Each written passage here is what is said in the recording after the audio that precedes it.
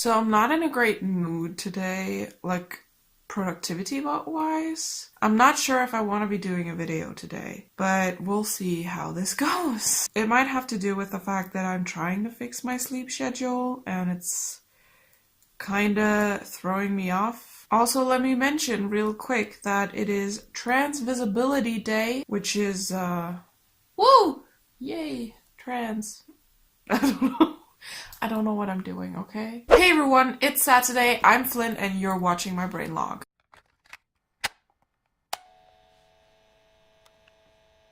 So as you have gathered from the title of this video, today I am going to be talking about panic attacks. I will be describing the panic attacks I have had so far and what they were induced by. So if that is something that might be triggering for you, you might not want to watch this video. So I'm going to tell you these in chronological order. So the first panic attack I ever had, as far as I can remember, was in October, either 2009 or 2010. I was with a couple friends and my boyfriend at the time and my older brother at Europa Park. It sounds so weird to say that in English. It's an amusement park, okay? It's in Germany. Everyone around here knows it, but I'd never been. I mean, I have for that specific Halloween, but it doesn't really count because you only get access to like a very small part of the park. They had this thing running called the Terenzi Horror Night, which was hosted by Mark Terenzi. Basically, since it was Halloween, it was all like decorated and everything. Everything was spooky. There were zombies running around everywhere. There were like tons of staff members dressed up as zombies and like zombie clowns and all that jazz, trying to scare people. A couple of them were running around with like blunt chainsaws. It was all great fun until there was a maze and we decided to go through that maze. It wasn't so much of a maze, it was more like a parkour kind of situation. Like there wasn't any getting lost in there, you just had to follow the path, but it was in complete darkness. And every couple yards there was like a bag hanging from the ceiling. It was kind of like, you know, boxing bags, but like much bigger and softer. So you would walk and like suddenly bump into something and like get scared because like it's not solid, you know, so you kind of get scared that you're bumping into people. I was walking at the very back of our group and I held on to my ex-boyfriend, like I clawed my way through his jacket because I was terrified. I am terrified of the dark and I was absolutely petrified. And we got out of the maze and sat there and I was just like, you know, it was nighttime, so it wasn't like light out, but like there were lights and like I could see stuff. And I just broke down sobbing and hyperventilating. And like at some point I managed to like, you know, calm myself down a little bit, but like I was still shaky. The rest of our group decided to go into this other attraction, which was like a clown thing. One of the friends that was with me was my friend Leah, who is, like many other people, terrified of clowns. And I'm still shocked that she went in there. I don't know why she did it, and I don't know how she did it. My older brother and me, we stayed behind because I was like, no, I'm not going in there. Like, I don't have a problem with clowns at all. I'm not scared of clowns. I don't really care about them. I was like, I can't do something where people are gonna try to scare me right now. I need to calm the fuck down. I need fresh air and I need to be able to breathe and not worry about people like invading my personal space. So yeah, like I said, this panic attack was one where I knew what happened, I knew why it happened. It was fear-induced by my fear of darkness, which still haunts me to this day. Like, I'm still afraid of the dark. In winter 2016, as in the end of 2016, I had my second panic attack, which was great fun.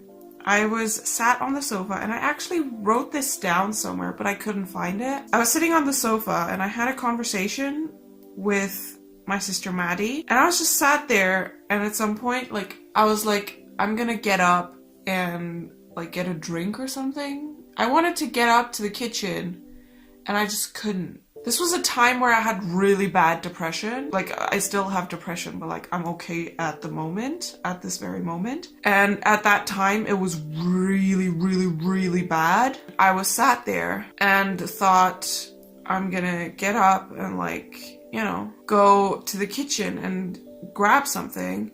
And I couldn't, for the life of me, get myself to get up. I just couldn't. I was incapable of gathering up the strength and the motivation I needed to get up off my ass. And the fact that I literally couldn't make myself move tripped me out so much that I started crying. I was literally crying for like, I don't know how long. To me, it literally felt like I was crying for an hour. And I was like properly crying. Like, I was holding my head and I was looking down, like I couldn't see, I couldn't hear, I couldn't respond. Like, at some point I started hearing people again. Like, I could hear my sister and my mom and my brother talking to me, but like I wasn't able to talk to them and I wasn't able to respond to them. And I just felt so trapped in my own head, and I genuinely didn't know, like, what do I do? What am I gonna do now? Like, is this ever gonna stop? And I just kept spiraling in that thought of, this is it now. Like, this is just, I can't move anymore. My life is basically over. Like, I'm done. What am I supposed to do now? This is just gonna, you know? It didn't feel like it was gonna pass. I was sat there crying, scaring the living daylights out of my family. They were literally desperate, like, what do? We don't know what to do. Someone made me a cup of tea. Someone brought me a pill, because at that time I had started to take lavender, like chill pills basically. They're not actual antidepressants, they're homeopathic. Someone brought me one of those because like we need to calm them down, you know. I had someone wiping the snot off my face. I had someone hold a cup of tea for me. I had someone holding a pill for me and like a glass of water so I could swallow the pill easily, and like everyone just around me and like completely at a loss for what to do. I don't know if I did something or if they did something to make it stop. I just know that at some point it stopped and I managed to stop sobbing and crying, and I managed to actually lift my head again and like take the pill, have a sip of water, drink the tea. I just remembered that wasn't the first time I had that. Years and years and years ago, I was sat in the kitchen with my mom and I don't know how it started. I just remember that I was crying unconsolably and like clawing onto my head, and I didn't know what was happening, and I couldn't, like, my mom kept asking, what's going on? What's wrong? What should I do? What's happening? And I just couldn't describe what was happening, and the only thing I could say was, I can't feel my head. Like, I genuinely felt like my head wasn't there. Which was why I was clawing onto it, because I was like, hello, where is it? Because I felt like I needed to do something so I could feel my head to make it real again. The reason why I wanted to talk about panic attacks, though, in the first place, was because this week I also had one.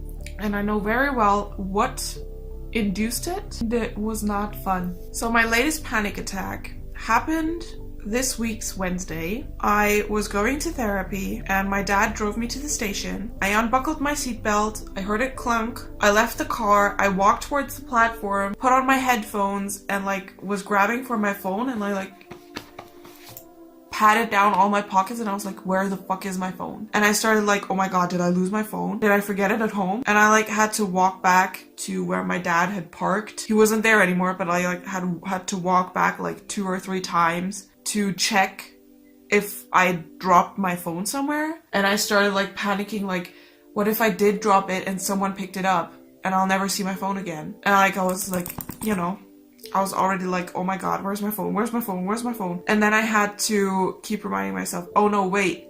When I unbuckled my seatbelt, I heard a clunk. That was probably my phone falling between the door and the seat. So my phone must be in the car. My phone's in the car. I didn't lose my phone. My phone is in the car. I didn't forget my phone at home. My phone is in the car. I can just tell Dad, no, I can't tell Dad, because I don't have my phone, because my phone is in the car. My phone is in the car. I did not lose my phone. I had to keep reminding myself of that to like not panic about the fear of having lost my phone. And I got on the train and I brought a book that day. So I read the book on the train and it was okay. Cause like on the train, there weren't many people. It wasn't that loud or anything.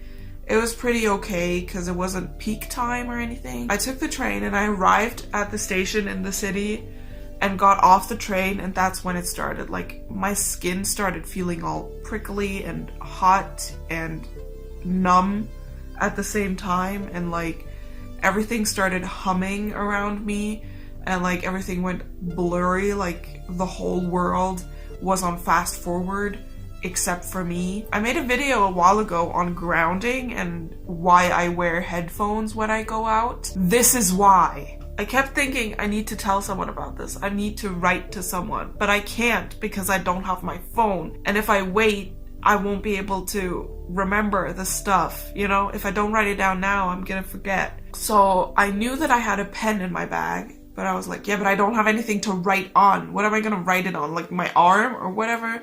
I was close to writing it on my arm, and then I found a piece of paper in my bag and I took that and like folded it up into, I think like eighths or even smaller than that. I folded it up small enough to fit into my palm and I started writing on that, and I wrote like down what was happening, and I got in.